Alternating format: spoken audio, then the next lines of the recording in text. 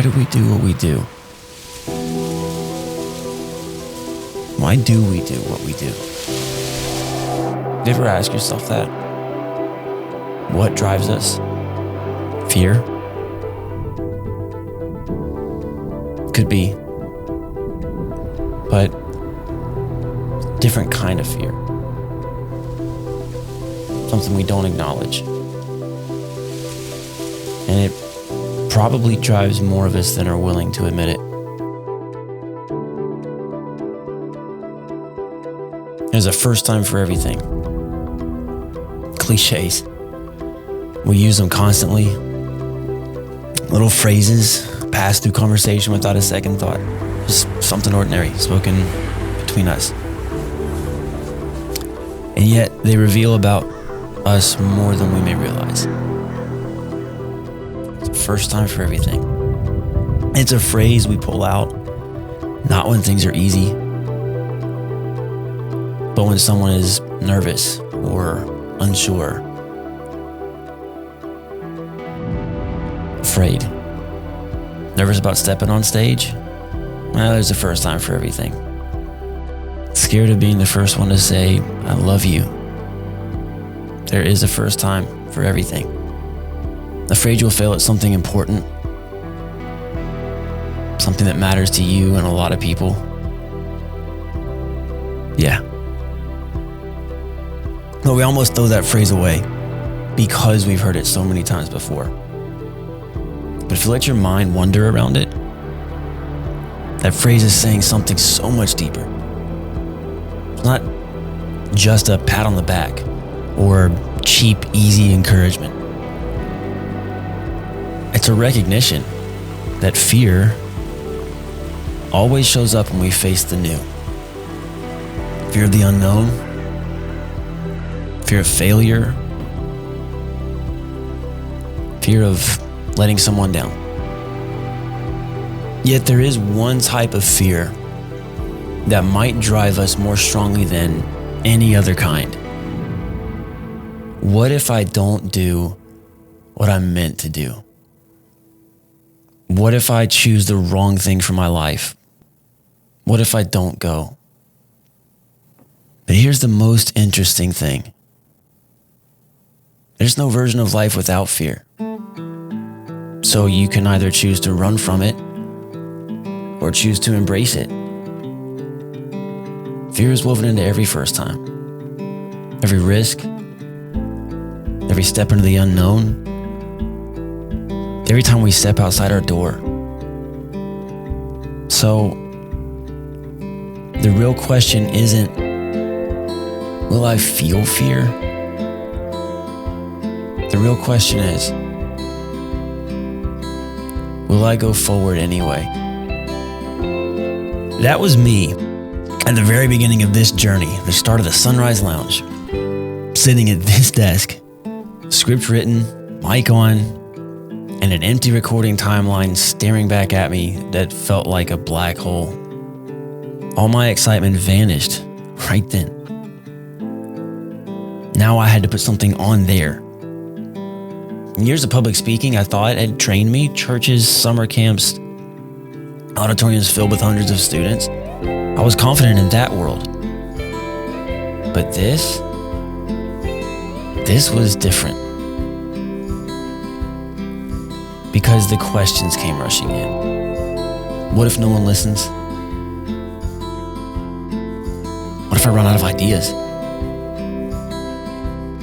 What if people see through me? That I'm just a pretender? What if I don't have anything worth saying?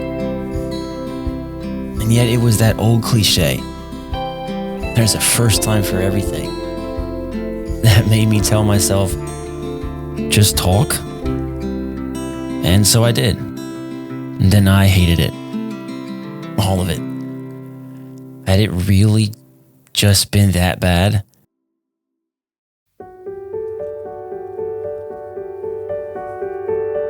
And we've been in those moments before, all of us. You start to really question the reality of things. In those moments, it seems like one of only two things can be true. Either I had a very long way to go. Or all of this was actually just a mistake.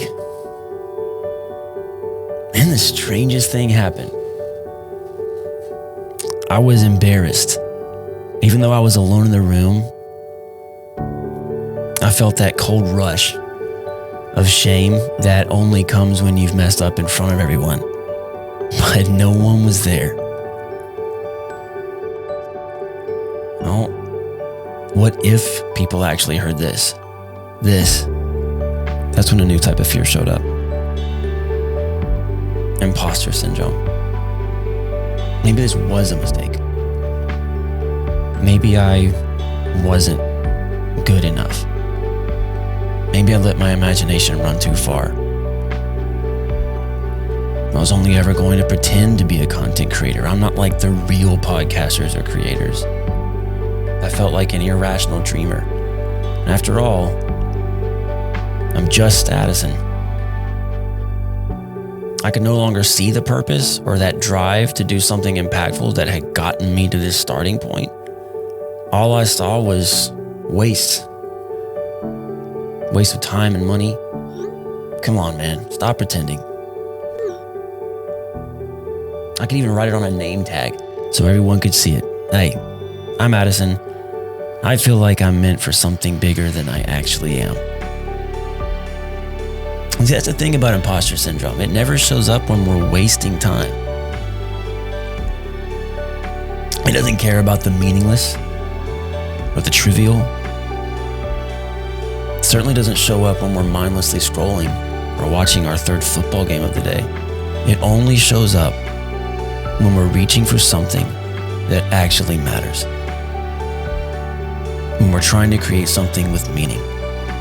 Often it feels like the more something matters, the more sincere we are, the stronger the imposter syndrome rises to meet us. But that truth, that the fear meant I was actually doing something worthwhile, I hadn't discovered that yet. So what kept me in this chair? What keeps us in the chair?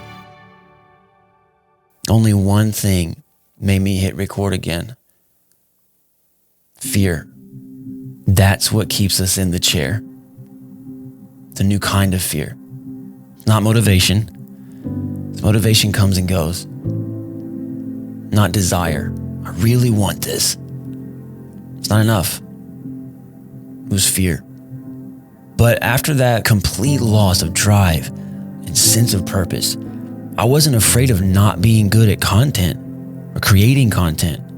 It wasn't even fear of being an imposter. The real fear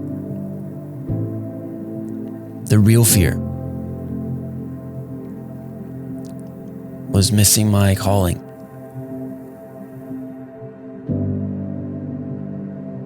What if I get to the end of my life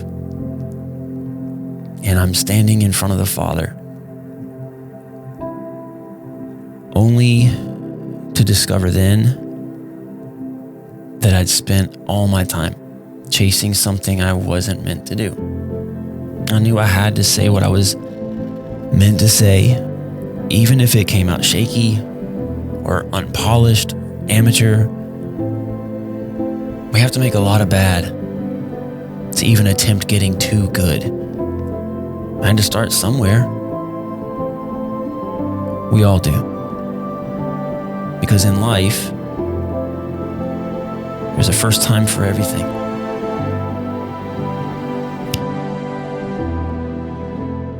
And this has made your mind wander, made you consider what keeps you in the chair, what your purpose is.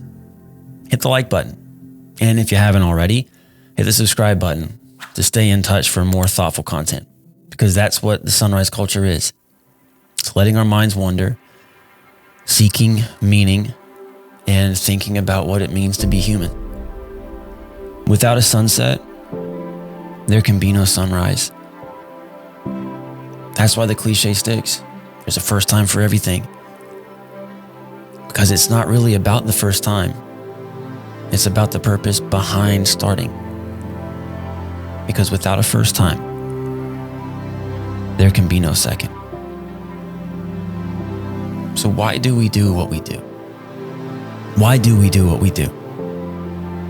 So the truth is, we don't generate drive out of nowhere. Drive flows out of passion. And passion comes from investing yourself in something bigger than your fear.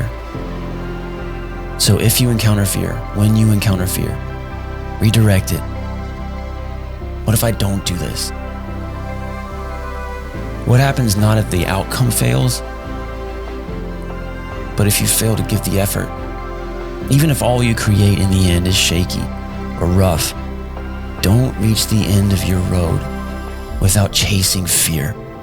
Not the fear of failure to reach a goal, but failure to begin the journey. So discover what sparks your passion. Something you'd be afraid not to do. Pursue that and let it carry you. There are many things to fear, because fear will always be there. Fear of failure, fear of the unknown, fear of danger, but so will purpose. And of purposes, we have few. So consider this. What if you don't go? That's the real heart of it. Yes, there's a first time for everything. But it shouldn't be the unknown that scares us. It should be a life not lived. So live.